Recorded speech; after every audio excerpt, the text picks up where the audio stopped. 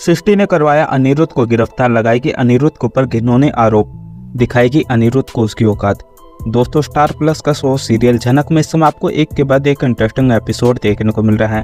दोस्तों, आने वाला एपिसोड में आपको जल्द ही देखने को मिलने वाला है कि सृष्टि दिखाएगी अपना असली चेहरा, अनिरुद्ध को करवाएगी गिरफ्तार, बोस परिवार का होगा रो रो कर बुरा हाल। जी हाँ दोस्तों, बताते हैं आपको सब कुछ, लेकिन उससे पहले क्या दोस्तों आप भी चाहते हैं कि अनिरुद्ध सिखाए सृष्टि और अर्शी को सबक?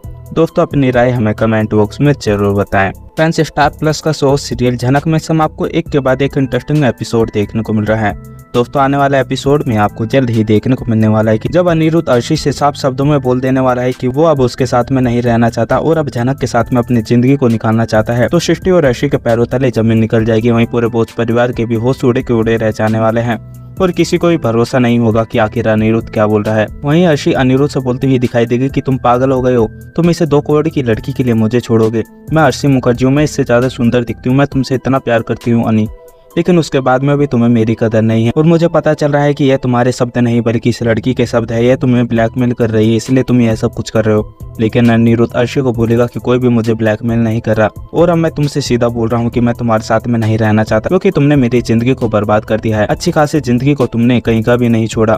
तुम मेरे साथ में रहकर भी हमेशा ऐसे रही हो जैसे कि तुम किसी और के साथ में हो, और तुम भले ही चाहे मुझसे प्यार करती हो लेकिन कभी भी तुमने अपना प्यार दिखाया ही नहीं। तुम्हें हमेशा जनक से ही जीतना था।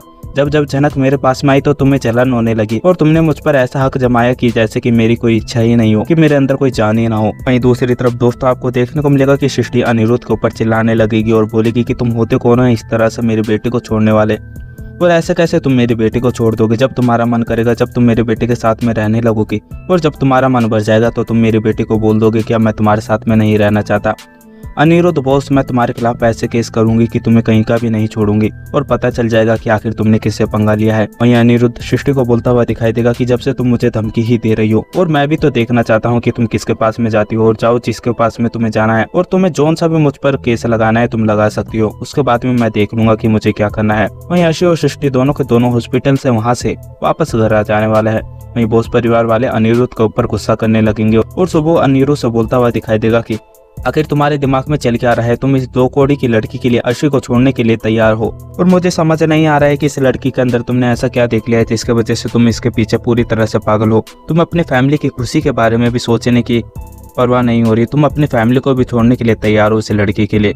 वहीं बिपाशा अनिरुद्ध से बोलेगी कि अनिरुद्ध तुम्हें हुआ क्या है, मुझे समझ नहीं आ रहा। अर्शी जनक से इतनी लाखों अच्छी दिखती है, लेकिन उसके बाद में भी तुम्हें उसकी कदर नहीं है। उस लड़की ने तुम्हारे लिए क्या कुछ नहीं करा, पूरी फैमिली का ख्याल रखा, और इतना सब कुछ होने के बाद में भी वो तुम्हारे पास में खड़ी रही। वहीं अनिरुद्ध बिपाशा से बोलता हुआ दिखाई देगा कि वो मेरे पास में खड़ी थी ही नहीं, अगर वो मेरे साथ में रहती तो शायद मेरी यह हालत नहीं होती। अगर उसने मुझे छोड़ दिया तो इसका मतलब यह है कि उसे फर्क नहीं पड़ता कि मैं जिंदा रहूं या फिर मर जाऊं।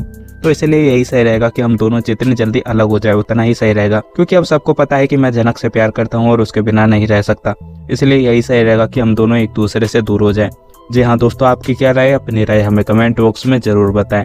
अगर आप लोगों को हमारी वीडियो अच्छी लगी हो तो वीडियो को लाइक करें और हमारे चैनल को सब्सक्राइब करना ना भूलें। मिलते हैं आपसे अगली वीडियो में, जब तक के लिए राधे राधे, जय श्री राम।